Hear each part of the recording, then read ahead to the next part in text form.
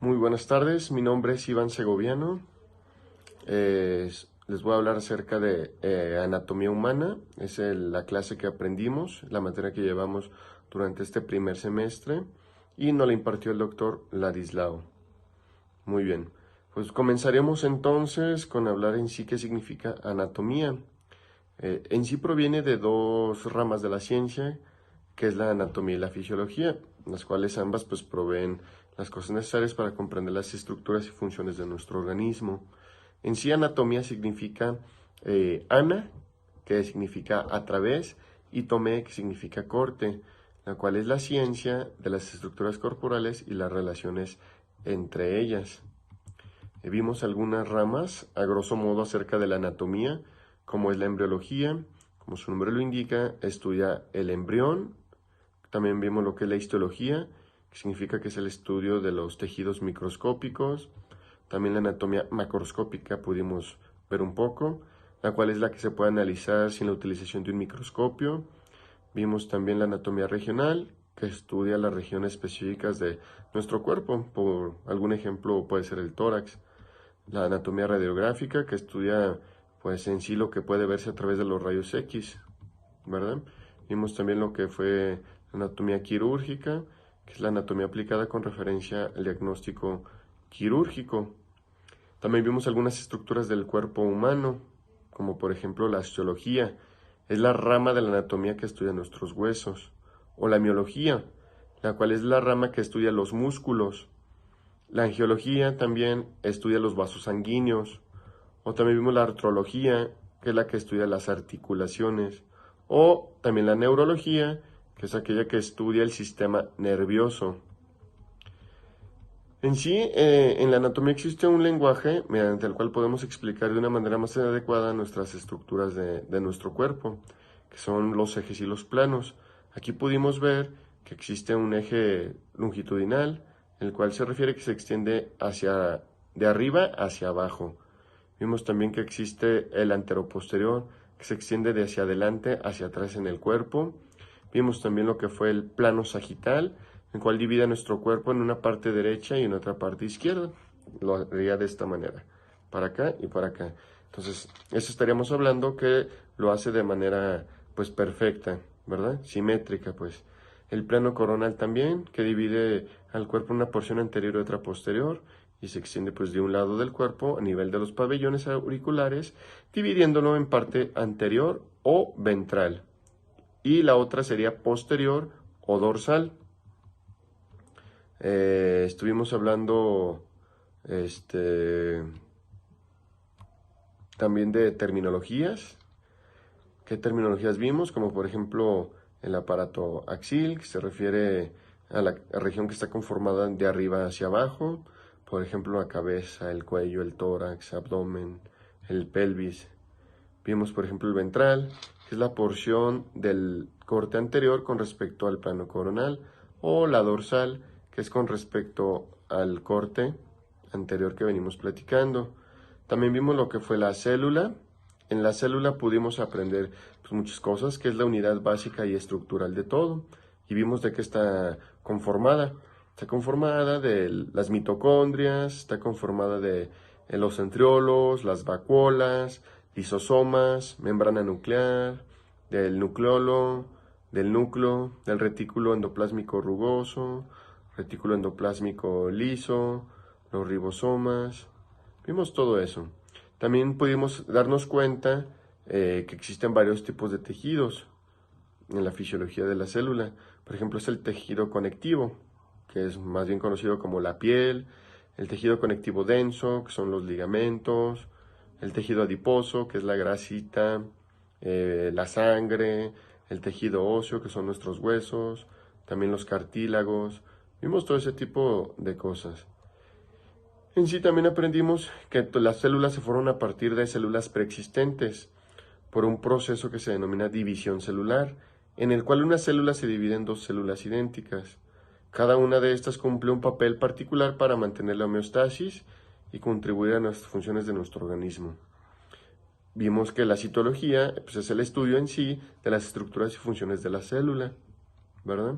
También vimos que las células llevan a cabo sorprendentemente cantidad de reacciones químicas para crear y sostener el proceso de la vida.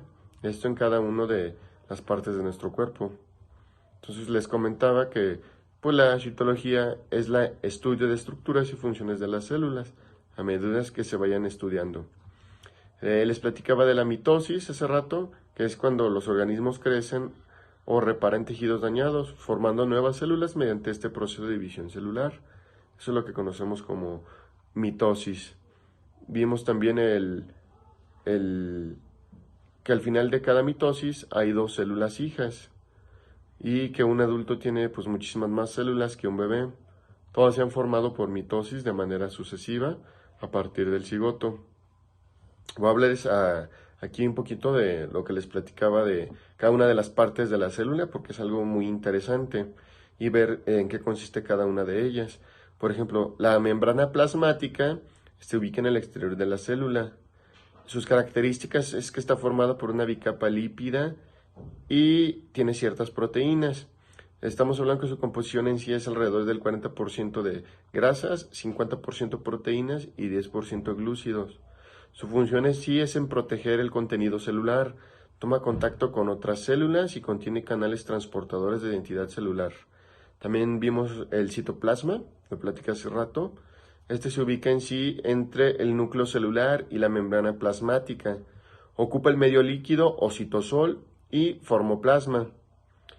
Sus partes están en el ectoplasma, que es la región externa gelatinosa, está próxima a la membrana e implicada en nuestro movimiento celular, y también el endoplasma, el que se localiza en la mayoría de los organelos y es parte de la interna más fluida. Se compone de agua, de solutos y partículas. En sí, ¿cuál es su función? Es el medio en el cual ocurren muchas de las reacciones metabólicas de nuestra célula. También vimos los orgánulos. Estos orgánulos son estructuras que se especializan con formas características y cada orgánulo tiene funciones pues muy diferentes. Vimos el citoesqueleto, que es la red de 3 tipos de filamentos proteicos, microfilamentos, filamentos intermedios y microtúbulos. Mantiene la forma y organización general del contenido celular.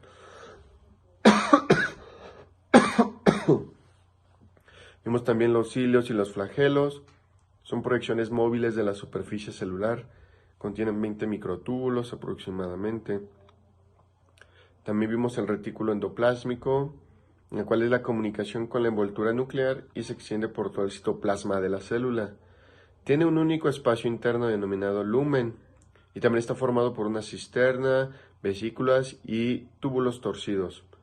¿Cuál es su función? En sí es la síntesis de proteínas, metabolismo de lípidos y algunos esteroides y transporte intracelular. También les mencionaba hace rato el retículo endoplásmico rugosa. Este se ubica entre la membrana nuclear y el retículo endoplásmico liso. En sí tiene ribosomas anclados a la membrana y se comunica con la membrana nuclear con el retículo endoplásmico liso. Este no tiene ribosomas, para que quede bastante claro. Algunas de sus funciones es sintetizar las proteínas que forman parte de la membrana plasmática, también el aparato de Golgi, los lisosomas y del propio retículo. Vimos un poco de los ribosomas, los cuales están ubicados en el citosol, pero también se pueden ubicar en el retículo endoplásmico rugoso. También carece de ribosomas y está formado por una red de túbulos unidos al retículo endoplásmico rugoso, que se extiende por todo el citoplasma.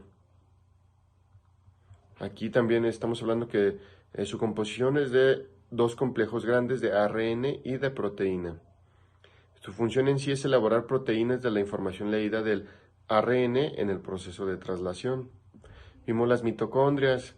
Estas se encuentran flotando en el citoplasma, donde las células eucariotas constan de las membranas mitocondriales internas y externas.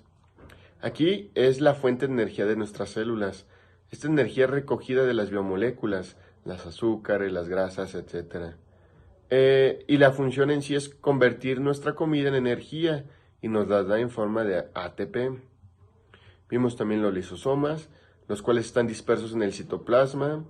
Estas son las vesículas que provienen del aparato de Golgi, rodeada por una membrana y es de forma esférica.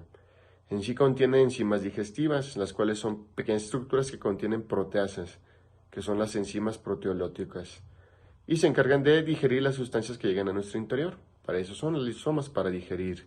Y de igual manera vimos la peroxisoma, que es una vesícula que contiene oxidasas, que son las enzimas oxidativas, y la cartalasa, degrada el peróxido del hidrógeno, para que nos quede un poco más claro.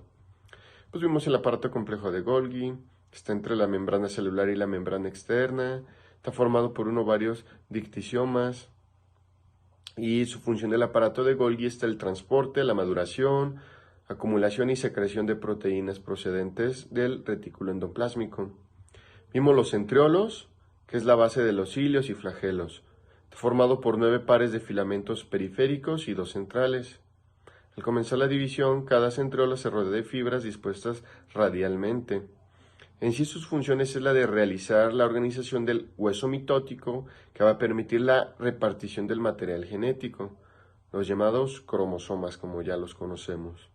También vimos un poco de las vacuolas, las cuales están dispersas en el citoplasma. Estas vesículas son de diámetros variados y limitan con unidad las membranas. No tienen gran tamaño realmente. La función de ellos es de encargarse de eliminar el exceso de agua. Y muy importantísimo, el núcleo. Este tiende a estar ubicado siempre en una posición central del citoplasma. Sus funciones son la organización característica de las células eucariotas. Está rodeada de una cubierta propia que es la envoltura nuclear. Y aquí se encarga de proteger el material genético. Y también nos permite que las funciones de transposición y traducción se produzcan libremente en nuestro organismo. Vimos el nucleoplasma. Este se encuentra entre la envoltura nuclear y el núcleo. Es una sustancia que es semilíquida.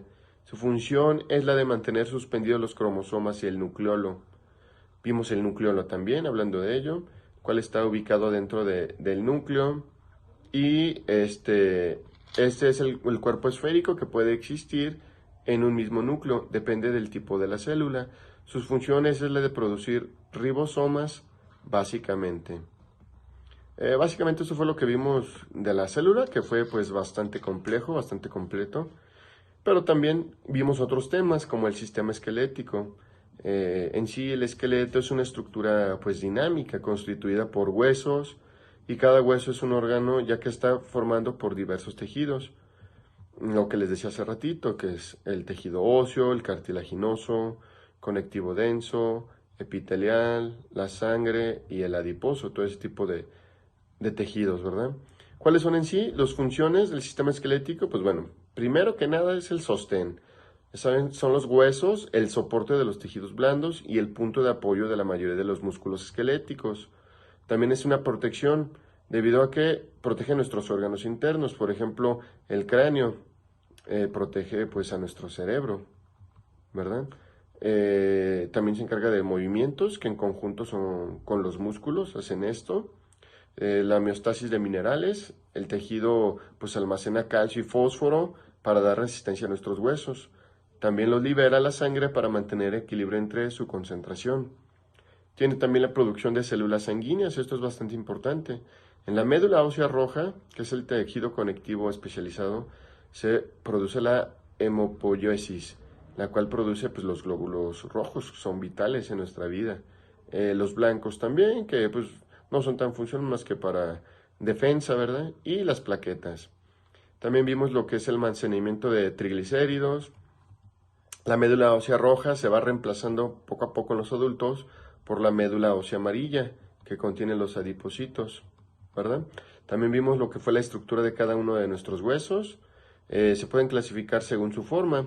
Un hueso largo como el fémur o el húmero consta de varias partes, se las voy a platicar, como puede ser el diáfisis, que es el cuerpo, la porción cilíndrica principal de nuestro hueso, la epífisis, que son los extremos proximal y distal del hueso, metáfisis, que es el sitio de unión entre nuestra diáfisis con la epífisis, el cartículo articular, que es una capa delgada de cartílago hialino que cubre la parte de la epífisis de nuestro hueso y se articula con otro hueso.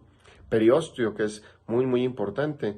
Ya sabemos, es una capa resistente de tejido conectivo denso, rodea la superficie ósea que no tiene cartílago articular. También protege a nuestro hueso y participa en la reparación de fracturas.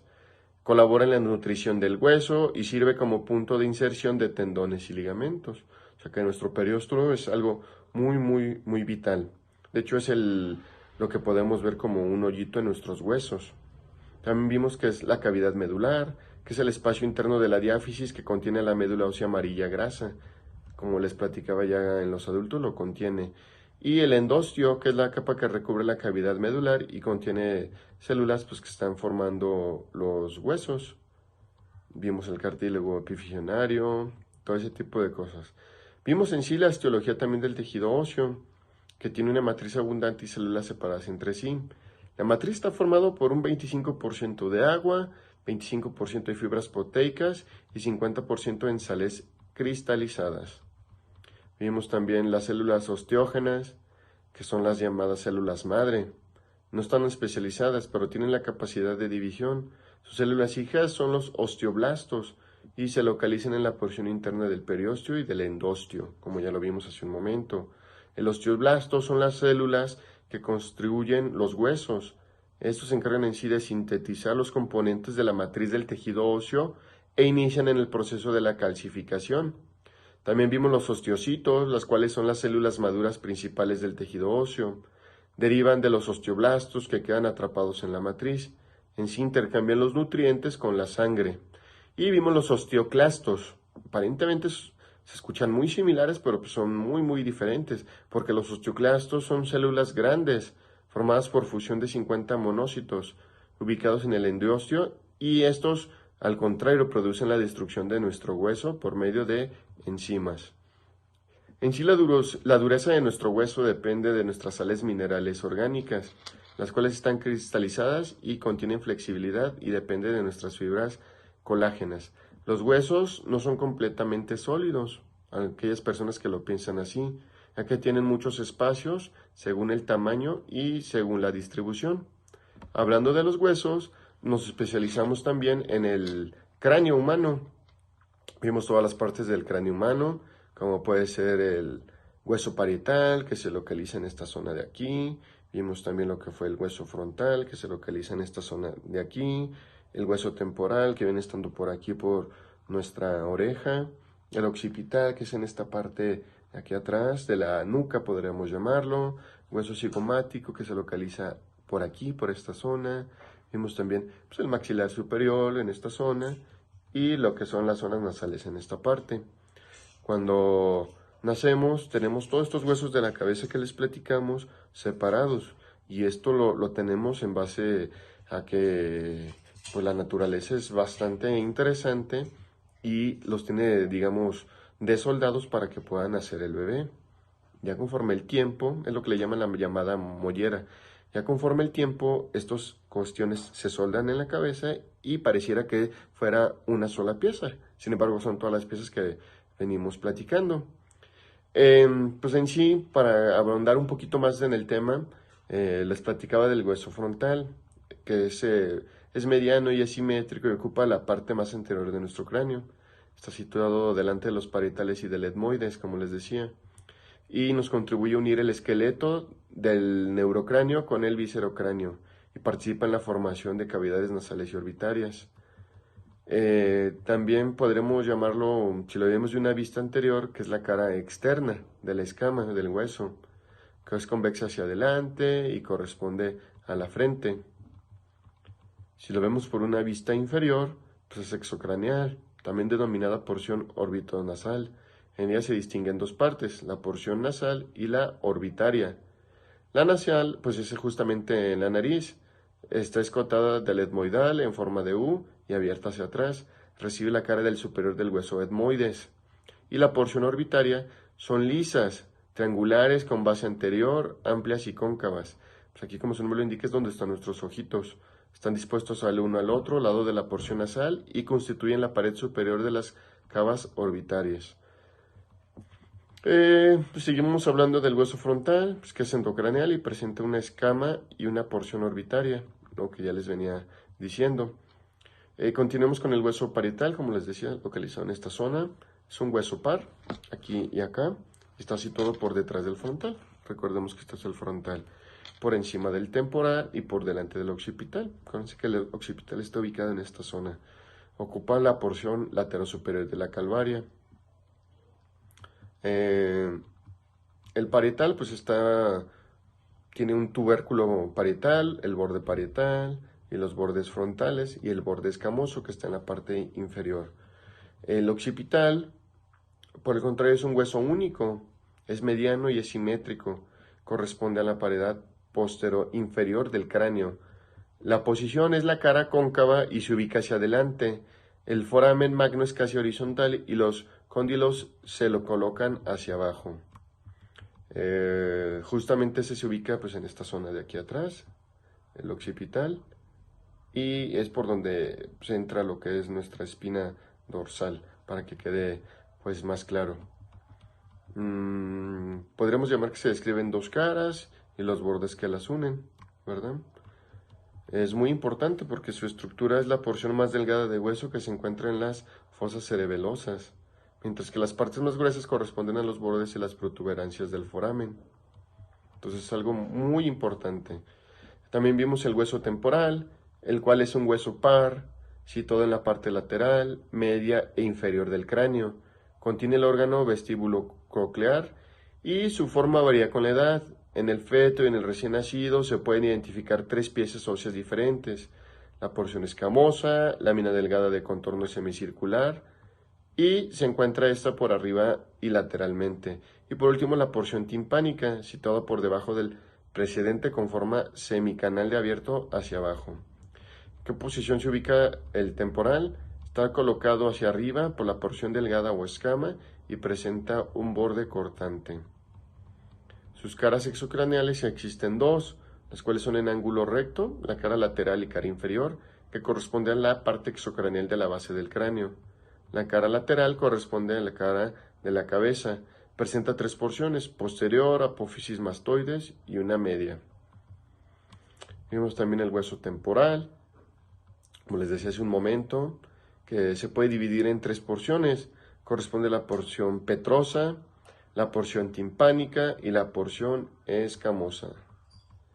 Aquí las celdillas mastoideas son las más importantes y varían según el individuo. Aquí es de acuerdo, la mastoides ebúrnea, por el contrario, está formada por el hueso muy compacto. Entonces, también vimos las celdillas del vértice de la porción petrosa, son un poco más desarrolladas, pero susceptibles a infectarse. La anatomía en sí del hueso temporal, pues es que son únicas partes superficiales del hueso temporal y son la apófisis mastoides, arco cigomático y el conducto auditivo externo. Hueso temporal, pues es esta parte de aquí, donde está la oreja, toda esta zona de aquí, ¿verdad? También pudimos estudiar el hueso esfenoides, el cual es un hueso impar, mediano y simétrico, situado como una cuña en la base del cráneo, entre los huesos que pues, lo rodean. Se ubica en sí hacia arriba de la depresión de la silla turca y horizontalmente las caras posteriores de las alas menores. Se ubica delante del borde dentado y hacia abajo de la apófisis pterigioides. El hueso esfenoides en sí son, podríamos llamarlo que son las alas menores y las alas mayores. Las alas menores son triangulares, de base medial y horizontales. Se implantan en ambos lados del cuerpo del esfenoides por medio de dos raíces, superior y posterior inferior. Y las alas mayores, de contorno anguloso, fuertemente incurvadas hacia arriba y hacia atrás, prolongan la parte latero-inferior del cuerpo del esfenoides. En sí, este está formado por láminas de tejido compacto que limitan las cavidades o senos esfenoidales, situados por debajo de la silla turca, como les venía comentando.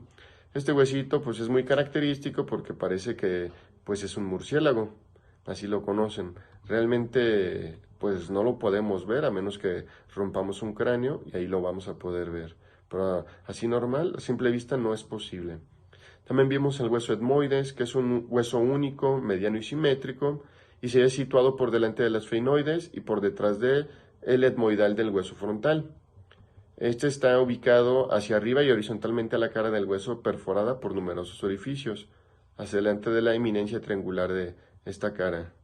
Y en sí está constituido por láminas perpendiculares, situadas en la lámina media. También vimos la anatomía de la superficie, que escapa a la exploración directa, excepto a nivel de los cornetes superiores y medianos. Pues también está muy característica su forma, porque parece que son como dos alitas, como una mariposita, cosas así. Pues básicamente son esos los huesos. Ah, se me estaba olvidando el maxilar superior, que es el hueso irregular, que ocupa una posición central y está formada pues por nuestras fosas nasales y cavidades craneales. El cuerpo tiene forma de pirámide y es ahí donde están pues nuestros dientecitos, ¿verdad? Básicamente vimos eso de los huesos, que fue algo muy completo de nuestro rostro. Esto es algo muy interesante porque pues aquí radica totalmente nuestra investigación de los ojos. También vimos el sistema digestivo, que es el conjunto de órganos encargados en la digestión y absorción de nutrientes vitales para nuestro organismo. Pues en sí el sistema digestivo pues, es muy grande, muy largo, es entre 10 y 12 metros. ¿Cuáles son sus componentes? Bueno, ahorita les voy a platicar un poco cuáles son sus componentes y posteriormente voy a andar en cada uno de ellos. Dentro del tubo digestivo está pues la boca, la faringe, el esófago, el estómago, intestino delgado y el intestino grueso. Y las glándulas anexas que nos ayudan a esta digestión es el hígado, el páncreas y las glándulas salivales.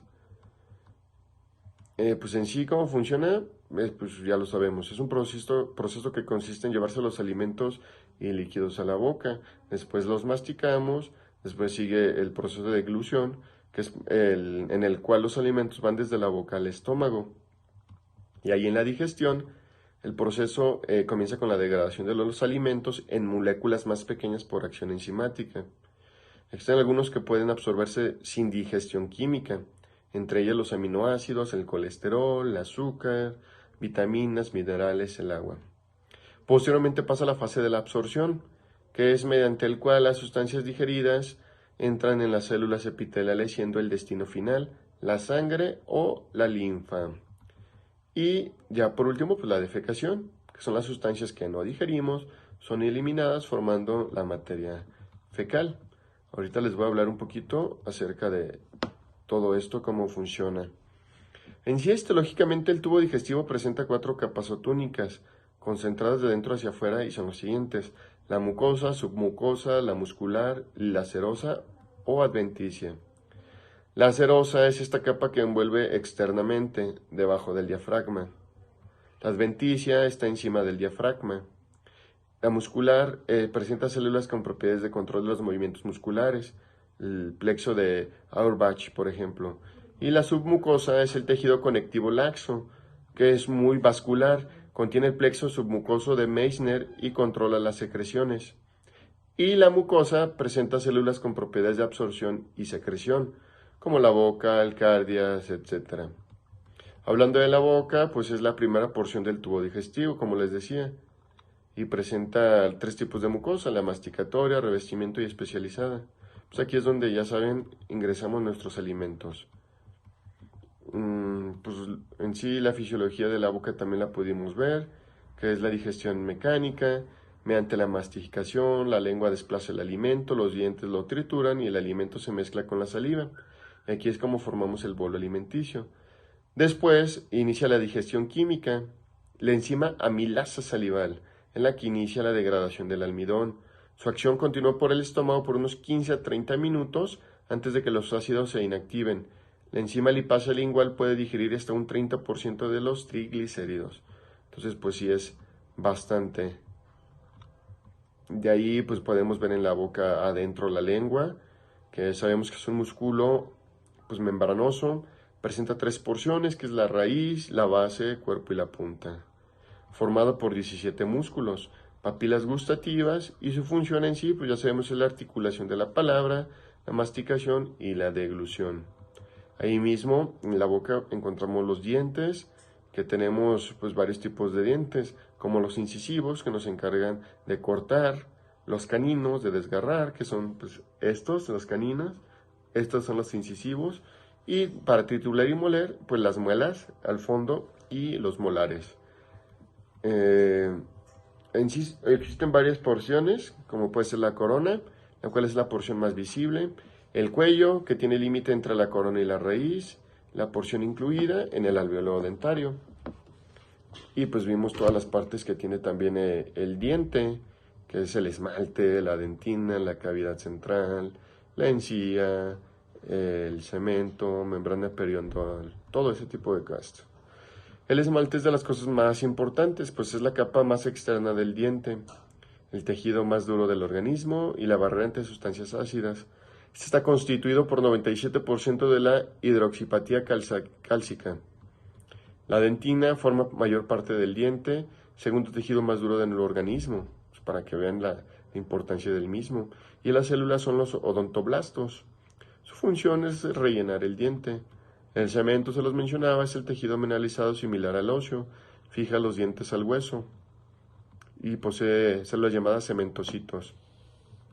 La pulpa dentaria presenta vasos y nervios. La vida del diente depende de la pulpa dentaria. Vimos varios tipos de dentición, que es los de leche que conocimos, o realmente técnicamente se dice decidua, total son 20, y en fórmula de 2, 1, 2. Y los permanentes, que en total son 32 dientes. Aquí la fórmula es 2, 1, 2, 3. Así de esta manera, los últimos en salir son los tercermorales, que son los dientes del juicio, cuando nos salen pues en promedio los 18 años o posteriores. Después de ahí de pasar por pues la boca, la lengua y los dientes, pasa al esófago, cual es un órgano musculoso membranoso que comunica la faringe con nuestro estómago. Tiene una longitud de 25 centímetros y presenta 4 porciones, que son la cervical, torácica, diafragmática y abdominal. Su fisiología en sí es la de transportar el bolo alimenticio hacia el estómago y evitar que se nos regrese, la llamada regurgitación, porque luego eso es bastante malo. De ahí pasan al estómago, que es la porción más dilatada del tubo digestivo y pues como lo conocemos tiene una forma como si fuera de una J. Su capacidad es de 1 litro a 1,5 litros. Presenta 2 orificios, que son superior esofágico o cardias y el inferior duodenal o píloro. Y este presenta 4 partes en sí, es el fondo, el cuerpo, el antro y el píloro. El lugar de almacenamiento del bolo alimenticio pues es ahí en el estómago. Como les decía, pues presenta los 2 orificios. Aquí es algo muy importante que su histología es mucosa y que su epitelio es monoestratificado cilíndrico. Esto es muy importante. En la región del cuerpo y el fondo se encuentra principalmente renina, pepsinógeno y trituras A. En los parietales oxínicas, el factor intrínseco de Castle. Y en la región pilórica hay células mucosas o células G productoras de gastrina, de ahí donde viene la gastritis. En sí la fisiología de nuestro organismo es de que la digestión mecánica, que son varios minutos después de que el alimento ingrese a nuestro estómago, se producen ondas de mezclado. Aquí macera el alimento y lo mezclan con jugos gástricos, formando el famosísimo quimo, que luego será vertido progresivamente hacia el duodeno. La digestión química es algo vital, porque el volumen producido de jugo gástrico en 24 horas es de 2.000 a 3.000 mililitros, y un pH que va oscilando entre 1.5 y 3.5. Entonces, es muy importante.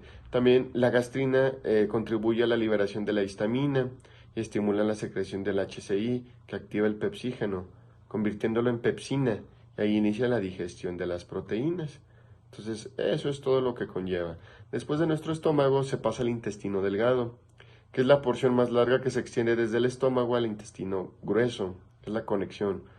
Este mide más o menos entre 6 y 8 metros, es variable de acuerdo al adulto. El lugar donde se realiza la verdadera digestión es aquí, no en el estómago, como muchas personas lo creen.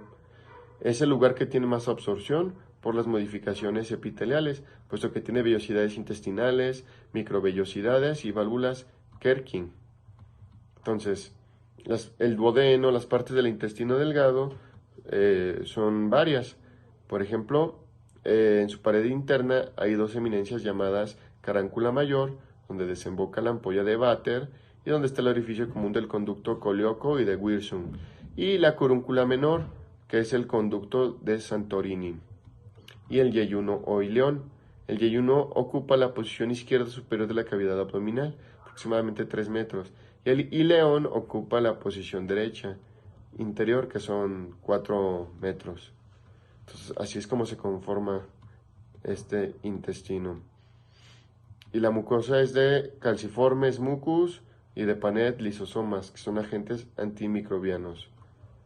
Y pues como les decía, absorbe bastante bien, es lo que absorbe más. Su digestión en sí de la fisiología es mecánica, mediante el movimiento por segmentación y peristaltismo. Permite que el quimo se mezcle con las secreciones pancreáticas, biliar e intestinal para convertirlo ya en quilo. Hace ratito era quimo cuando entró al estómago, aquí cuando pasa el intestino delgado es quilo. La digestión química produce un jugo intestinal volumen de 2000 a 3000 milímetros cada 24 horas. Aquí un pH muy alto de 7.8 a 8. Y los componentes intestinales tenemos la enteroquinasa, péptidas, disacáridas, lipasa intestinal y absorción de sustancias. De ahí pasa al intestino grueso, el cual es el segmento terminal del tubo digestivo. Comprende el intestino delgado y el orificio anal. Su longitud varía entre 1.5 y 2 metros. Es muy fácil diferenciarlo, pues por su gran volumen y tiene sus abolladuras también. Sus porciones pues, son el ciego y son el colon. Básicamente es eso. También vimos lo que es el sistema muscular, que es un conjunto de más de 600 músculos que existen en el cuerpo humano. La función de la mayoría de los músculos es producir movimientos en las tres partes de nuestro cuerpo. Un 40 o 50% del peso corporal comprende nuestro músculo esquelético. Crea un equilibrio al estabilizar la posición del cuerpo, producir movimientos y regular el volumen de los órganos. Como les decía, la miología es el que se encarga de estudiar esta rama. La célula muscular, ¿cómo funciona? Se encuentra cubierta por una membrana excitable, se llama el sarcolema, mientras que su citoplasma se denomina sarcoplasma. Aquí suele haber un gran número de mitocondrias grandes, muchos gránulos de glucógeno y también tiene lo que es la característica especial de que tiene filamentos contráctiles, ¿verdad? Eso es básicamente cómo funciona el sistema musculatorio. Posteriormente vimos también el esquema del aparato respiratorio, en cual vimos la faringe, los bronquios, bronquiolos primarios, la laringe, la tráquea, la nariz, el pulmón izquierdo, el diafragma, que es importantísimo, y también vimos las costillas. En los pulmones, aquí es donde se concentran los glóbulos rojos, descargan su dióxido de carbono en el aire y de él toman su nueva carga de oxígeno. Este proceso es vital y se llama hematosis. Aquí, en la hematosis, pues si no lo pudiéramos generar, nos moriríamos. Es algo indispensable. El sistema está formado por vías respiratorias, que son las fosas nasales, la faringe, laringe, tráquea, árbol bronquial, que conducen y calientan, humidifican y filtran el aire inspirado de partículas de polvo y gases irritantes antes de su llegada a nuestros pulmones. La porción respiratoria de los pulmones formada por los pulmones con los bronquiolos respiratorios, los alveolos pulmonares y el tejido elástico. Todo esto está adentro de nuestros pulmones. Todas las vías respiratorias, desde las fosas nasales hasta los bronquiolos terminales, se mantienen húmedas. Esto es porque hay la presencia de una capa de células que produce una sustancia llamada moco. El moco humedece el aire e impide que las delicadas paredes alveolares se sequen, a la vez que atrapa las partículas de polvo y sustancias extrañas. También se encuentran células ciliadas. Los cilios son especies de pelos en la superficie de la célula que contienen movimientos ondularios. Estos movimientos hacen que el moco fluya lentamente hacia la laringe. Luego el moco y las partículas que llevan atrapadas son deglutidas o expulsadas al exterior por medio de la tos. Vamos a hablar cada una de las funciones de nuestro sistema respiratorio, comenzando por la nariz, las cuales están revestidas por una capa de células que secreta el moco que hablábamos. Posee un rico riego sanguíneo. Cuando el aire pasa por nuestras fosas nasales, las cavidades nasales cumplen distintas funciones, las cuales son como calentar y humidificar el aire. Habitualmente la temperatura del aire inspirado se eleva a una temperatura que es menor en 1 grado centígrado a la corporal y filtran las partículas que son los pelos ubicados a la entrada de las fosas nasales, son importantísimos para filtrar las partículas grandes. De ahí se pasa a la faringe. Aquí se entrecruzan los conductos de los aparatos digestivo y respiratorio. Los alimentos pasan de la faringe al esófago y luego al estómago, y el aire pasa hacia la laringe y la tráquea. Para evitar que los alimentos penetren en nuestras vías respiratorias, esta se cierra. Es un acto reflejo en la parte superior de la laringe, una válvula llamada epiglotis. Luego de repente cuando tomamos agua o algo así, es por eso que decimos, ay, se me fue por otro lado, porque pues no se alcanza a cerrar de la manera adecuada como debería de ser por acto reflejo. La laringe, posteriormente pasa a la laringe, que es el órgano de la fonación. Este utiliza el aire expirado para producir la voz, ya que en ella se encuentran nuestras cuerdas vocales, que ya saben, intervienen en el proceso de la tos, cerrando las vías aéreas de manera para producir la presión necesaria para generar la tos. Luego se abre y permite la liberación del aire en forma brusca. Esa es la tos, y se genera en la laringe.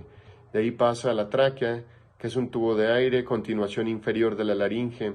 Es elástico, mide de 10 a 12 centímetros de longitud y pues tiene un diámetro igual al del dedo índice. Es pequeño si se fijan. Posee aproximadamente 20 anillos cartilaginosos en forma de herradura. La mitad de la tráquea está en el cuello y la otra mitad en el tórax. Termina a nivel del esternón, dividiéndose en los dos bronquios. Uno derecho y uno izquierdo, que se dirigen hacia los pulmones. Ambos tienen poco más de la mitad de calibre de la tráquea, siendo el derecho más amplio que el izquierdo. Y este es más amplio debido a que el pulmón derecho es más voluminoso con respecto al izquierdo. A medida que se dividen los bronquios, van haciéndose progresivamente de menor calibre hasta pasar a dimensiones microscópicas. Y entonces ahí toman el nombre de bronquiolos, que son las divisiones repetidas de los bronquioles y terminales y respiratorios, que se abren el conducto alveolar, del cual derivan los sacos aéreos. La pared de cada conducto alveolar y sacro aéreo está formado por varias unidades llamadas los famosísimos alveolos. También pudimos ver el conducto alveolar, el sacro alveolar, los bronquiolos respiratorios, los alveolos. Es todo muy interesante. Aquí en los alveolos se realiza el intercambio gaseoso. Los mamíferos, por el hecho de contar con pulmones con alveolos pulmonares, los provee de un 50% más oxígeno que cualquier otro sistema que no lo posea. Entonces, así es como funciona básicamente. Vimos las vías altas, la de la boca y la faringe. Las fosas nasales las encontramos en la faringe y tienen la característica de ser pues un segmento anterior a lo que venimos platicando. También de igual manera pudimos ver pues el sistema geniourinario, el cual es una palabra que se refiere a los órganos urinarios y genitales.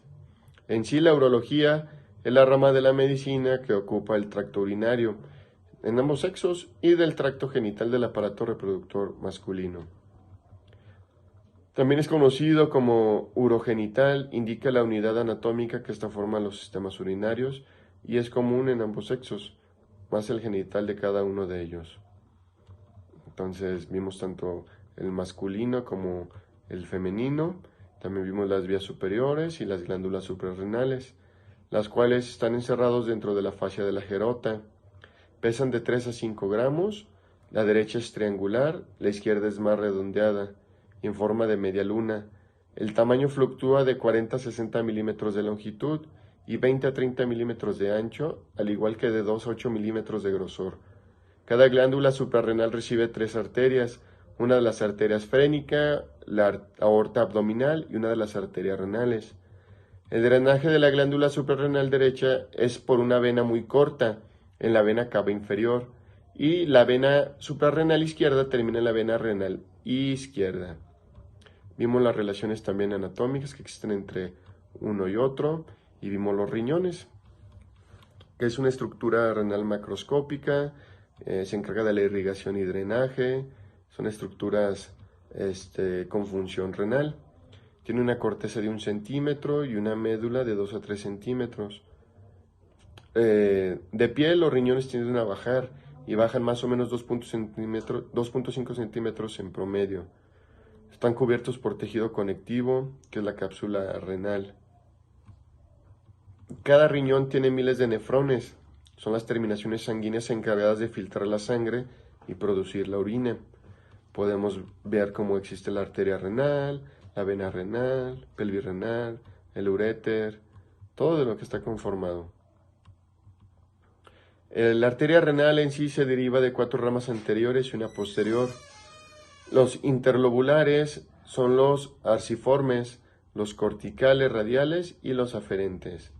La irrigación y el drenaje son las venas renales, que siguen la misma distribución que las arterias. Su función renal en sí es los vasos linfáticos salen por el hilo y se unen al conducto torácico. Así es como funcionan básicamente. La nefrona, como les platicaba, pues es la unidad de ahí indispensable, la célula en nuestro riñón. Y es un conjunto formado por el glomérulo y el sistema tubular. No incluye túbulos colectores para tener cuidado en ese aspecto. El glomérulo o corpúsculo renal o bilio de capilares derivados de las ramificaciones envuelto por la cápsula de Bowman. La estructura renal es la membrana de filtración, las células endoteliales, membrana basal y células epiteliales. Su función renal es la de los túbulos renales, como el TPH, el TDC y el TC. Eso es lo que estuvimos viendo. También la regulación del volumen del agua del organismo y también vimos que funciona en el control de balance electrolítico y del equilibrio ácido-base. También conserva los nutrientes, la excreción de los residuos, vimos todo ese tipo de cosas. También vimos lo que fue el corazón, que es un músculo y el tejido muscular compone el corazón y tiene características especiales, histológicas como fisiológicas, que lo distinguen de cualquier otro tipo de tejido muscular, como el liso o el esquelético. Regularmente el corazón pesa entre 250 y 350 gramos y su tamaño es aproximadamente el de un puño. Se localiza en el tórax y está protegido parcialmente por el esternón. La punta inferior del corazón o ápex se localiza en la parte izquierda del tórax, lo que explica que en algunos textos podamos describir la ubicación cardíaca diciendo que el corazón está tumbado del lado del tórax, dentro del tórax. Pero el corazón está alojado en una cavidad conocida como el pericardio. El pericardio en sí es una capa doble que aloja a nuestro corazón, como les decía, consiste en 2 membranas, pericardio fibroso o capa externa y pericardio seroso o capa interna, que recubre nuestro músculo cardíaco. El fibroso es una densa membrana de tejido conectivo que protege el corazón del exterior y lo une a la cavidad cardíaca y previene el sobrellenado cardíaco. El pericardio seroso, por otro lado, es una bolsa firme que aloja al miocardio y consiste en 2 capas, la capa visceral unida directamente al músculo cardíaco y la capa parietal, la cual está asociada al pericardio seroso. Estas 2 capas forman una cavidad que contiene fluido pericárdico y este fluido sirve para lubricante entre las capas parietal y visceral. Así es básicamente cómo funciona. También la pared cardíaca vimos que contiene 3 capas básicamente, que es el epicardio, miocardio y endocardio. Epicardio, como su nombre lo indica, es la parte externa, epi. Es la misma que la capa visceral del pericardio seroso. Por otro lado, el miocardio está situado por debajo del epicardio y es el tejido muscular cardíaco propiamente dicho. Y el endocardio es la membrana que recubre el interior del corazón. Esta membrana también rodea el interior de los vasos sanguíneos, llamado endotelio. También vimos pues las válvulas cardíacas. El corazón tiene 4 válvulas cardíacas. Es la tricúspide, situada entre el auricular y el ventrículo derecho. La válvula mitral o bicúspide, localizada entre la aurícula y el ventrículo izquierdo. Y la válvula pulmonar, la cual está entre el ventrículo derecho y la arteria pulmonar. La válvula aórtica, situada entre el ventrículo izquierdo y la aorta. Todas estas válvulas cardíacas previenen que la sangre fluya en dirección errónea. Cuando el corazón se contrae, por los ventrículos se contraen la sangre del interior y la aurícula, estas se separarán empujadas hacia arriba. Por otro lado, cuando el corazón se relaja tras la contracción, este se expande. Esto crea presión negativa en los ventrículos que podría hacer que la sangre de los vasos volviera al corazón, pero las válvulas sigmoideas se cierran para que pueda impedir esto.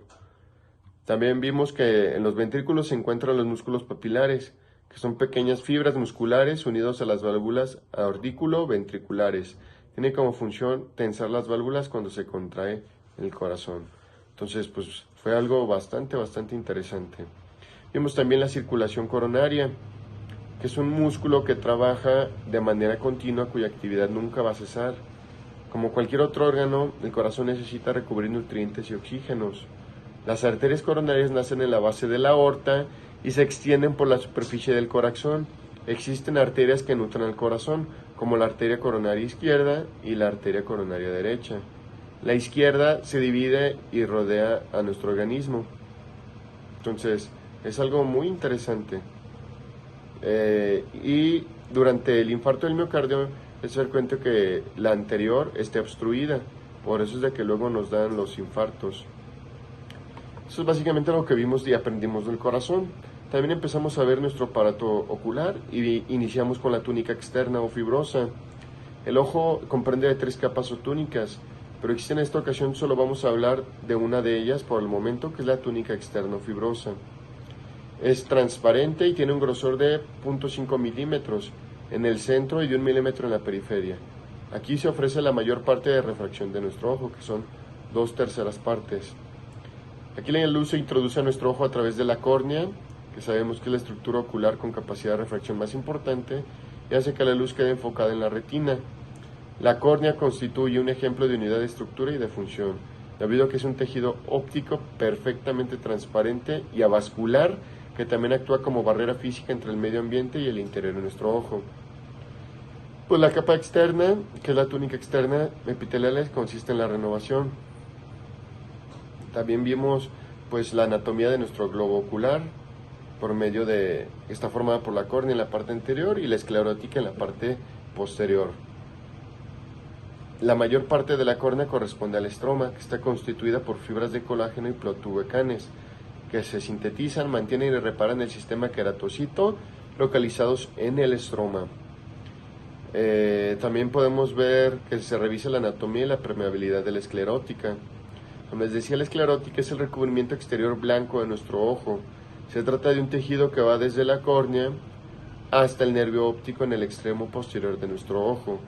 Sus tejidos están compuestos principalmente por fibras de colágeno, lo que hace fuerte, resistente y opaca. Se le suele llamar también el blanco del ojo debido a sus características. Su función en sí es la de dar forma al ojo y ser la estructura que protege sus elementos internos. Está formado por 3 capas, que es la fusca, la fibrosa y la epiescleral. También vimos algunas enfermedades que se dan ahí en la esclerótica, como la escleritis, el enrojecimiento de la misma o la disminución de la agudeza visual, que de repente se ve visión doble. Estas inflamaciones aparecen a causa de una enfermedad subyacente que afecta a nuestros tejidos, por ejemplo, por la artritis, por el lupus, por la artritis de células gigantes, todo este tipo de cosas. Ya que vimos la esclerótica, también pasamos a la córnea, que es la capa más externa de nuestro ojo, es transparente, curvilínea y actúa como la primera lente que encuentra la luz cuando penetra nuestro globo ocular. Para la correcta función, esta debe mantenerse transparente y es necesario que posea una curvatura adecuada, de modo que cumple unas buenas propiedades ópticas. Tiene un poder de refracción de 21 dioptrías aproximadamente. En sí sus funciones son defensivas frente a algún golpe, algún trauma, infecciones o protege al ojo de los gérmenes y factores externos de riesgo. Muchas enfermedades son adquiridas o congénitas y le pueden afectar. Además de la transparencia de la córnea, también depende de la capacidad visual de cada persona. Por eso debemos de considerar a la córnea como la primera lente del sistema óptico de nuestros ojos. Esta tiene varias capas. La capa es el epitelio corneal. Esta se forma por 5 de 7 capas de células unidas entre ellas y la membrana basal. Después de ella sigue la membrana de Bowman, la cual es una superficie lisa, acelular, no regenerativa y situada entre el epitelio, el estoma y la córnea de nuestro ojo. De ahí sigue el estroma, la cual es la parte más gruesa de la córnea del ojo.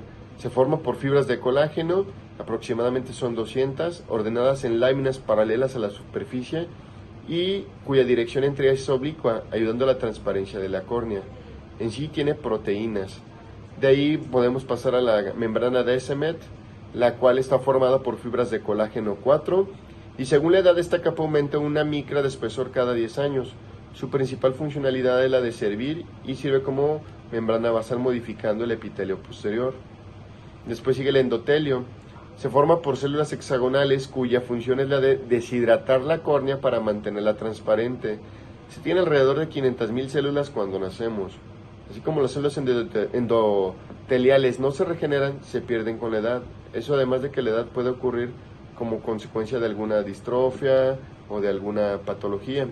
También vimos algunos daños que pueden aparecer en la córnea, como puede ser algún arañazo, algún traumatismo, puede darse también ahí, en este caso, pues algunos otros problemas como el queratocono, que es algo muy malo. Muy bien. Vimos después de esta túnica externa también la medial o la uveal y la túnica interna o retineal. En uveal, que es la intermedia, consiste de 3 capas, que es la coroides, el cuerpo ciliar y el iris. La coroides en sí es la capa medial de nuestro ojo, que se encuentra en el iris y el cuerpo ciliar. Consta principalmente de vasos sanguíneos y es el tejido con capilares más fuerte de nuestro cuerpo. Se encarga de nutrir la retina a través de la pigmentación y evita la luz directa. El cuerpo ciliar en sí es una estructura circular que es una prolongación del iris, la parte de color del ojo en sí. Produce un líquido dentro de nuestro ojo llamado humor acuoso. La acción de las porciones de ambas del músculo ciliar es relajar los ligamentos suspensorios del iris, lo que resulta disminución en la tensión de la cápsula del cristalino, por ende se hace más convexo. El iris consta de 5 capas, además se las voy a mencionar, que es el endotelio anterior, capa limitante anterior, el estroma, membrana posterior y epitelio posterior. La coroides en sí es una estructura de tejido esponjoso formada por vasos y tejidos conjuntivos. Es un colágeno elástico y soporta la retina de tanto manera estructural como funcional. Eso es la coroides y es algo pues muy importante. En sí, si la consideráramos un órgano a la coroides, tendría mayor flujo con respecto a un riñón, si lo podemos comparar de esa manera. También pudimos ver que el 70% del ojo se encuentra la coroides, todo un 70% de nuestro ojo. Y posteriormente vemos la capa, pues la más interna, que es la retina, la cual es una capa de nuestro globo ocular y es una hoja de múltiples capas semitransparente, delgada y de tejido nervioso que cubre la parte inferior de nuestro ojo de los 2/3 posteriores de nuestro globo ocular. ¿Cuál es su función? Transforma la luz que recibe en un impulso nervioso que viaja hasta el cerebro a través del nervio óptico y se convierte en las imágenes que podemos percibir. Se encuentra en la parte posterior. Podríamos decir que su aspecto en sí se ve roja o naranja, pero en sí no, es transparente. Se ve así debido a que hay muchos vasos sanguíneos justo detrás de ella. Los vasos sanguíneos los tiene la coroides. Aquí también está la mácula, que se sitúa enfrente de la pupila y en ella se encuentran situadas las células fotorreceptoras. Ya los conocemos, son los conos y los bastones. También está la fóvea, que es la pequeña hendidura de la retina que se encuentra localizada en la parte central de la mácula. Contiene la concentración muy elevada de conos. Aquí está la papila también, que es la parte de la retina que se encuentra en contacto con el nervio óptico y el canal a través del cual llegan las imágenes recogidas por la retina al cerebro. También podríamos llamarle disco óptico, según el libro o el autor. Y está la ora serrata, que es el límite anterior de la retina, y existe una ora serrata nasal o medial y ora serrata lateral o temporal. El área periférica de la retina también la pudimos conocer, son de menor número y mayor tamaño, distribuido regularmente y tiene menos capacidad de receptor. Vimos que los conos los conos son los responsables concentrados en la mácula y son las únicas células de la fóvea que son la percepción de color y la visión central. Y por otro lado vimos a los bastones, que son los responsables de nuestra visión nocturna en sí. De ahí pudimos también aprender de nuestro globo ocular los músculos extrínsecos que existen en él, como son los músculos relacionados con nuestro globo ocular y se encuentran por fuera de su propia estructura. En sí está formado por 6 músculos, son 4 rectos y son 2 oblicuos. Se encuentran en el interior de la órbita y se encargan en conjunto de mover el globo ocular y dirigir la mirada. Los 4 músculos rectos son recto superior, recto inferior, medial o interno y lateral o externo. Y los otros 2 músculos para complementarlos son el oblicuo superior o mayor y el oblicuo inferior o menor. Ahí mismo también vimos que está el primer anillo tendinoso común. También es llamado como anillo de Sim. El tendón de Sim es un tejido fibroso circular y se encuentra situado en el vértice de la órbita y rodea nuestro nervio óptico. En base a este podemos tener la mirada binocular o mirada conjugada, ¿verdad? Vimos también lo que es la motilidad ocular, que tiene como misión dirigir los estímulos visuales del campo periférico de la visión al campo central y con ello mantener la fijación de un objeto en movimiento. Esos movimientos son ejecutados por los músculos extraoculares que acabo de platicarles y a su vez son inervados diferentes por los parales craneales. En sí con esto podemos hacer ducciones y versiones, que también fue lo que pudimos ver, y los ducciones son pues, los movimientos monoculares del ojo alrededor de los ejes de Fick y se originan gracias a la ley de la inervación recíproca de Sherrington, la cual nos indica en que el músculo que realiza la acción, es decir, el agonista, se contrae y el músculo que realiza su acción contraria se relaja, llamándolo antagonista. Entonces así es como podemos estar viendo la dinámica ocular y así es como funciona pues nuestro ojo. También pudimos ver cómo se va madurando nuestro aparato ocular. Al nacer en sí nuestro sistema no tiene visión, no está desarrollado. Por el contrario, es un sistema inmaduro que irá desarrollándose a medida de la corteza cerebral occipital reciba estímulos apropiados y más o menos simétricos en nuestros cada ojos. Los requisitos para un buen desarrollo del sistema visual es que los medios oculares sean transparentes, que tenga la formación de imágenes nítidas y enfocadas en retina y la integridad de las vías de transmisión visuales. Estímulos simétricos provenientes de ambos ojos. ¿Cómo funciona el periodo? Comienza desde el nacimiento y finaliza aproximadamente a los 7 años. El periodo crítico son los primeros 3 meses. Cualquier alteración que interfiera durante el periodo de maduración puede dejar como consecuencia una incapacidad visual permanente. Si no se diagnostica y no se trata a tiempo, pues va a quedar peor. En sí, el globo ocular en el recién nacido tiene una medida longitudinal de 17 milímetros. Va creciendo rápidamente y a los 2 años ya llega a 21 milímetros. Luego crece lentamente para alcanzar los 24 milímetros que en el adulto debe de tener nuestro ojo. Claro, eso es algo estándar, ¿verdad? Ya si se presenta miopía, pues va a ser su ojo un poquito más grande. En lugar de 24 puede ser 24.3, 24.5 o 25. Y por el contrario, si se tiene hipermetropía, pues va a ser más pequeño. En sí, en los niños, la esclera tiene un grosor de 0.45 milímetros y 1.09 milímetros en el adulto. Es más elástica y fina en el niño. Si hablamos de la córnea, en el recién nacido tiene un diámetro promedio de entre 9 y 10.5 milímetros. En el prematuro apenas mide 1.5 milímetros, o sea, es mínimo. Al segundo año alcanza tamaño definitivo, entre 11.5 milímetros y 12 milímetros. También vimos que el cristalino es más globuloso que en el adulto, en el niño. Tiene mayor poder dióptrico y tiene la consistencia gelatinosa. El iris también lo pudimos aprender y vimos que el color del iris varía en el primer año. Al nacer el pigmento es escaso o nulo en la capa anterior, dando un aspecto que es azulado o gris. Alcanza el color definitivo ya cuando se tiene un añito. La pupila del recién nacido es habitualmente miótica. Puede estar desplazada hacia abajo o hacia adentro. Mide entre 1.8 y 5.4 milímetros. El reflejo fotomotor está presente en el 100% de los recién nacidos al término. También pudimos ver la vía lagrimal, que puede estar obstruida entre el 2% y el 4% de los recién nacidos. Y vimos que el 75% de las obstrucciones se producen en la válvula de Hasner, próxima a la desembocadura. También vimos que el 90% se curan espontáneamente antes del añito. Entonces, pues fue algo muy interesante cómo pudimos aprender todo esto. También vimos el desarrollo del ojo en el embrión, algo muy importante. Aquí es un proceso muy complejo que comprende la sucesión ordenada de diferentes acontecimientos y comienzan con la fertilización del óvulo y persisten durante el periodo precoz. El embrión de 4 milímetros, formación de las dos facetas ópticas, formarán vesículas y esto es una evaginación bilateral del prosencéfalo. 5 milímetros de formación de las cúpulas ópticas, 14.8 milímetros pedículo óptico, 17 milímetros cristalino rodeado de la capa mesenquimatosa que forma la arteria.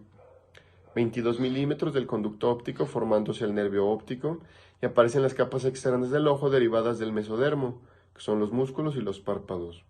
28.25 milímetros el mesodermo que rodea la cápsula óptica por fuera de la diferencia en esclerótica y córnea.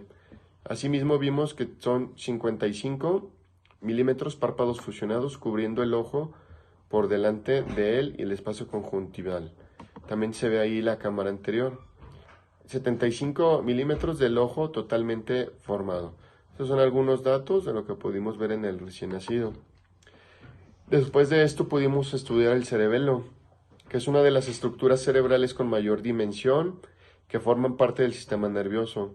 Representan aproximadamente el 10% del peso encefálico y puede contener aproximadamente más de la mitad de neuronas del cerebro.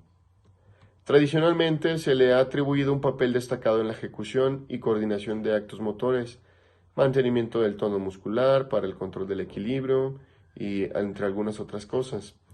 ¿Esta dónde se ubica? Pues mira, esta estructura es muy amplia y se encuentra caudalmente a la altura del tronco cerebral, por debajo del lóbulo occipital y se apoya en 3 pedúnculos cerebrolazos, a través de los cuales se conecta con el tronco encefálico y el resto de las estructuras encefálicas. Vimos que el cerebelo, al igual que el cerebro, se encuentra cubierto en toda su extensión externa por la corteza cerebral, que se encuentra altamente plegada. Con respecto a la estructura externa, existen diferentes clasificaciones en función de su morfología, funciones u origen fitogénico. El cerebro se divide en 2 porciones principales, que es la estructura interna. Con respecto a la estructura interna, la corteza del cerebro presenta una organización citoarquitectónica. La capa molecular o más externa.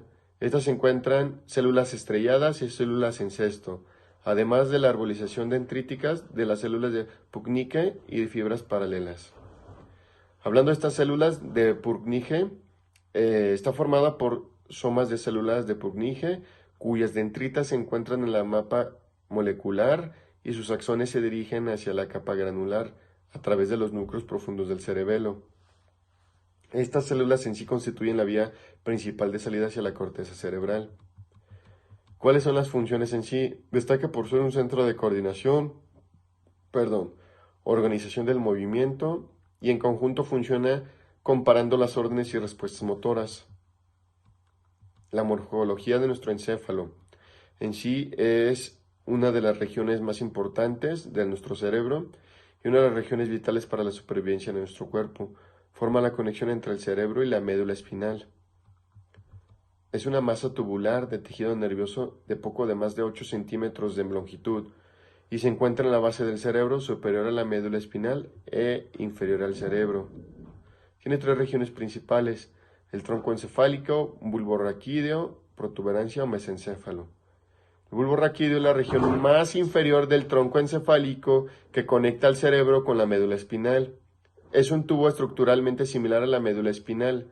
Por encima de la médula se encuentra la protuberancia, que es más grande y estructuralmente más compleja que la médula. Y los nervios craneales, que alrededor del tronco encefálico no encontramos nervios craneales, pero son los nervios periféricos del encéfalo. Son la parte del sistema nervioso y consiste en fibras motoras eferentes que surgen de los núcleos en el tronco encefálico y las fibras sensoriales eferentes que se originan en los ganglios periféricos, en los núcleos y demás. Entonces, ahorita vamos a empezar a hablar ya acerca de pues los pares craneales, que son 12. Comenzamos, que son pues, los nervios que conectan al cerebro con los órganos sensoriales y motores del cuerpo, lo que permite enviar órdenes y mantener el funcionamiento del organismo. En su conjunto se le llaman así pares craneales. De ser por ellos no podremos realizar muchísimas actividades de nuestra rutina diaria. La distribución se encuentran, tenemos los 12 pares que les comentaba y pasan por una serie de pequeños agujeros en la base del cráneo. En sí se encuentran en comunicación continua con todo el cuerpo a través de la médula espinal. Cuando por ejemplo estamos de pie y sobre un suelo irregular, la señal sensorial percibe en los pies es transmitida a través de los nervios en piernas hasta nuestra médula espinal. Ella envía la información a nuestro cerebro. El cerebro entonces va a interpretar estas señales y mantendrá de vuelta las órdenes necesarias para que el cuerpo se adapte al terreno sin que el organismo sufra ningún daño por alguna caída o alguna cosa así. Estas señales que llegan del exterior y se transmiten de los sentidos al cerebro se les llama señales aferentes, las reciben. A las señales que parten del cerebro hacia el cuerpo se les llama eferentes. Entonces una manda y la otra recibe, ¿vale? Es como funciona. La mayoría de los pares craneales actúan en alguna parte de la cabeza, pero algunos se extienden al cuello y al área torácica, como el nervio vago. Esto lo vamos a ver un poquito más adelante. Comenzamos con el número 1, que es el olfativo. Ocupa la primera posición de las 12 y también es el más corto, sensitivo y tiene la función de enviar los estímulos del olfato desde la nariz hacia el cerebro. Hasta el 12, correspondiente en cada caso par de cuestión, los pares craneales se originan por encima del tronco encefálico del 1 al 2 y desde el mesencéfalo del par 3 al 4 y la función sensitiva de los nervios craneales del 1, del 2 y del 8. Como les decía, el olfatorio o par craneal 1 se encarga de transmitir los estímulos olfativos desde la nariz hacia el cerebro. Su origen real está dado por células del bulbo olfatorio o el craneal. Así es como funciona el craneal, el par craneal 1. Ahora pasemos al par craneal 2, que es el nervio óptico. Es un nervio craneal y sensitivo encargado de transmitir la información visual desde la retina hasta el cerebro. Su origen real está constituido por las fibras nerviosas que nacen de las células ganglionares de la misma retina. Aparentemente inicia desde el quiasma óptico. Entonces, en sí, ¿cuál es su recorrido? Tras salir del tronco del encéfalo, se dirige hacia afuera en un sentido ascendente. Pasa cerca de la arteria cerebral posterior y de la arteria cerebelosa. Así es como funciona el segundo par craneal. Y el tercer par craneal es el oculomotor. ¿Cómo funciona? La división simpática adapta el cuerpo de muchas maneras para la actividad física y aumenta el estado de alerta, el ritmo cardíaco y la presión de la circulación. Así es básicamente como funciona. Entonces, también vimos que los primeros 3 pares craneales proporcionan toda la inervación parasimpática de la cabeza y el último es el que inerva las vísceras de las capacidades torácica y abdominopélvica.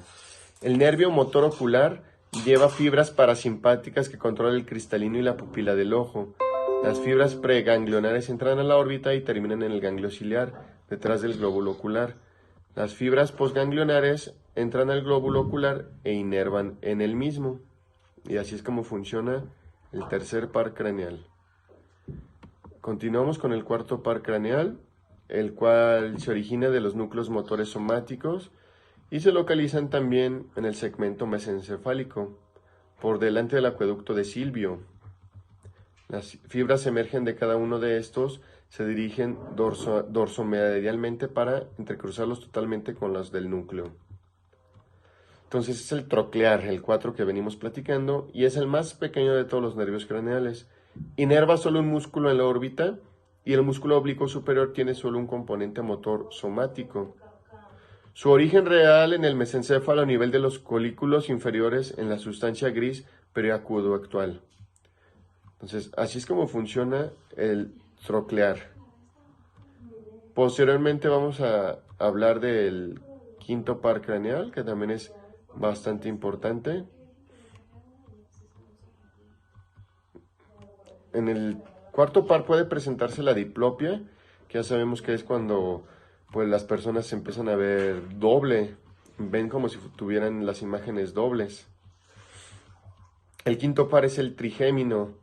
Esto es muy importante, también conocido como el quinto par, y emerge de la parte lateral del puente mediante 2 raíces, una motora y otra sensitiva.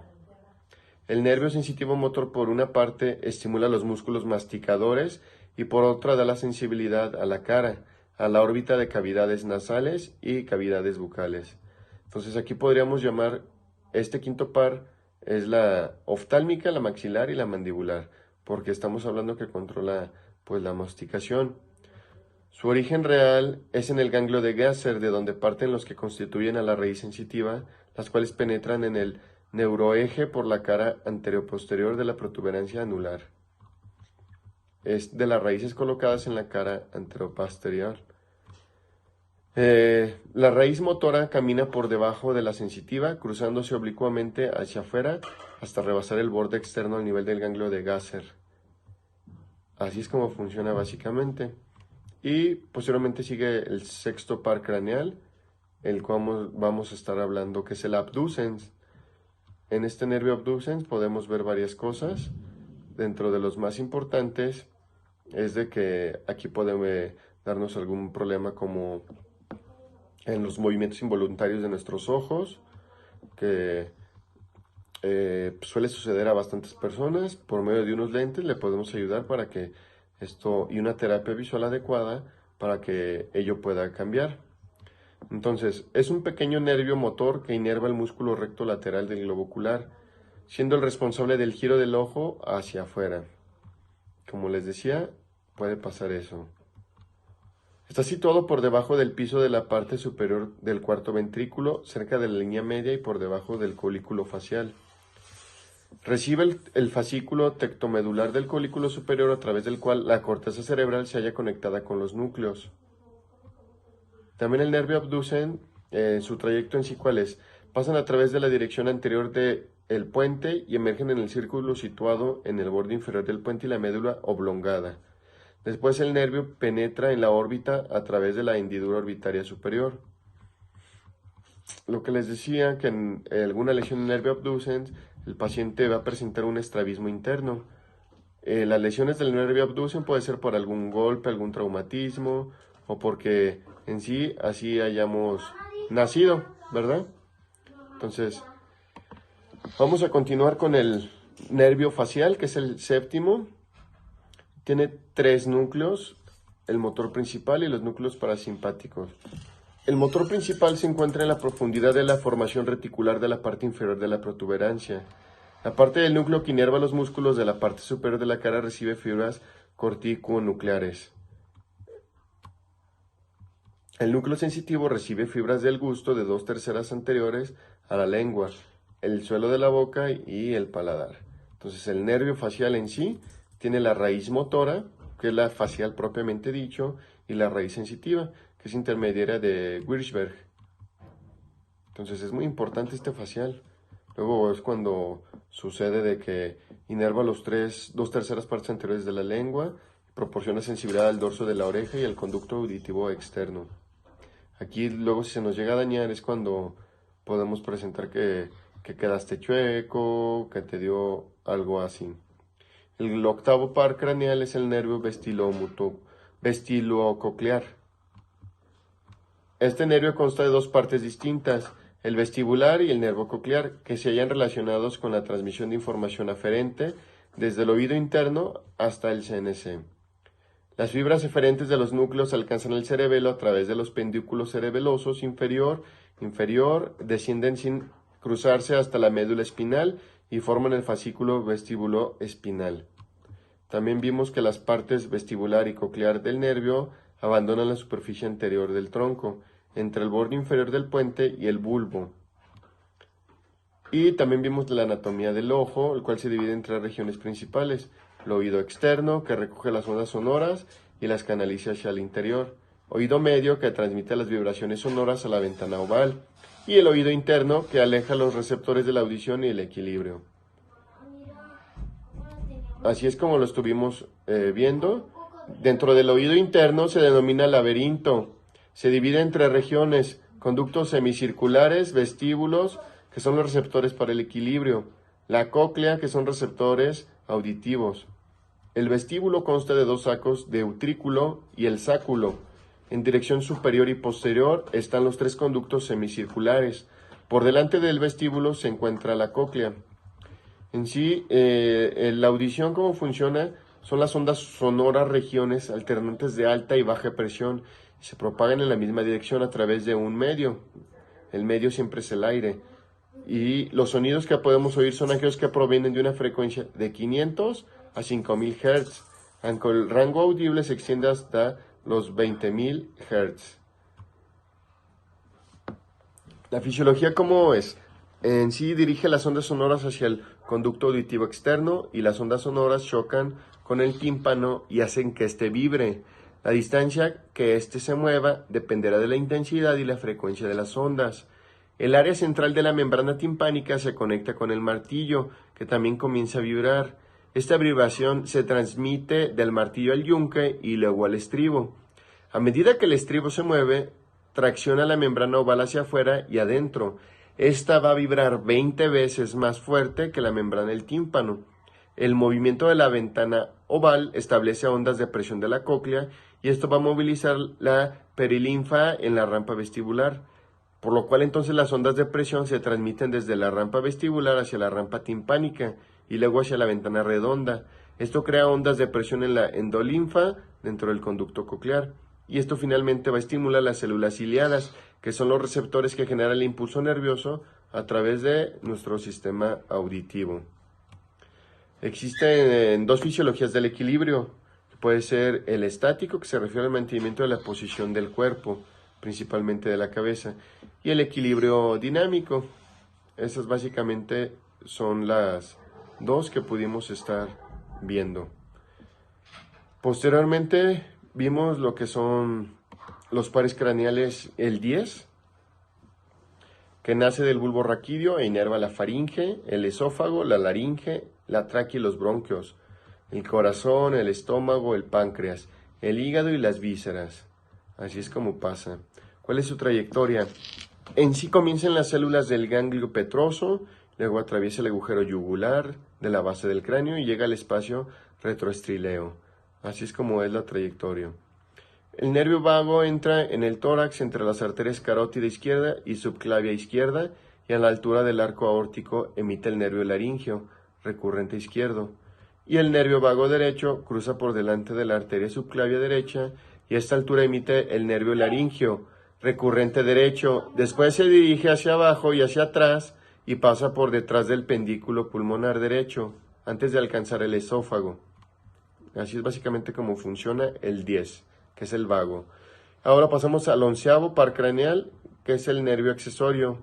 El nervio espinal accesorio es el 11º nervio y es un nervio motor que está formado por la unión de la raíz espinal y otra neurocraneal. Su origen real está ubicado en las células de la porción inferior del núcleo ambiguo o de alta evidencia que lo demuestran. El núcleo medular está situado en la parte externa de la asta anterior de la porción superior de la médula cervical. Así es como funciona. Y principalmente es un nervio motor. Facilita la inervación proprioceptiva de los músculos de él, movilizándolos y de esta forma desempeña un importante papel en la relación. Es el músculo responsable del movimiento cefálico. Así es básicamente como funciona. Y por último vimos el 12º par craneal, que es el nervio hipogloso. Se encarga especialmente de coordinar los movimientos de la lengua, se encuentra en el cráneo y se extiende hasta llegar al borde lateral de la lengua. Tiene 7 ramos colaterales: ramo meningeo, ramo vascular, ramo anamastótico, nervio del tiroideo y nervio del hialogloso y estilogloso, ramo anamastótico para el nervio lingual y nervio genihiloideo. Es un motor para los músculos intrínsecos y extrínsecos de la lengua. El origen en sí nace como un nervio puramente motor mediante varias raicillas del bulbo raquídeo y después se abandona el cráneo. Así es como aparece nuestro 12º par craneal. ¿Ok? Después pudimos ver la médula espinal, que está parte de la contienda dentro de la bóveda craneal y representa por el telecerebelo, tronco del encéfalo y el cerebelo, una parte contenida en el conducto raquídeo que es la médula espinal. La médula espinal mide promedio 45 centímetros en el hombre y 41 centímetros en la mujer. Va a estar extendida desde la primera vértebra cervical, donde continúa con el bulbo límite entre el bulbo y termina el nivel del L2. Una lesión después del L2 no son traumáticas como lo son del L2 hacia arriba. Se dice que la anestesia debe ponerse entre el L3 o debajo. Arriba del L2 es más peligroso porque se encuentra la médula y se puede llegar a lastimar. La médula en sí no es lineal, sí es curva y van acomodando la curvatura de la columna. La columna mide 75 a 78 centímetros y la médula mide 45 centímetros, como venía platicándoles. Emergen por partes de la derecha y a la izquierda de la médula espinal, a partir de las raíces espinales anterior y posterior. Son nervios mixtos que contienen las fibras motoras, sensitivas y del sistema nervioso. Son 8 nervios cervicales, son el torácico también, el sacro, 12 torácicos, 5 lumbares, 5 sacros y 1 coxígeo. Así es como funciona básicamente.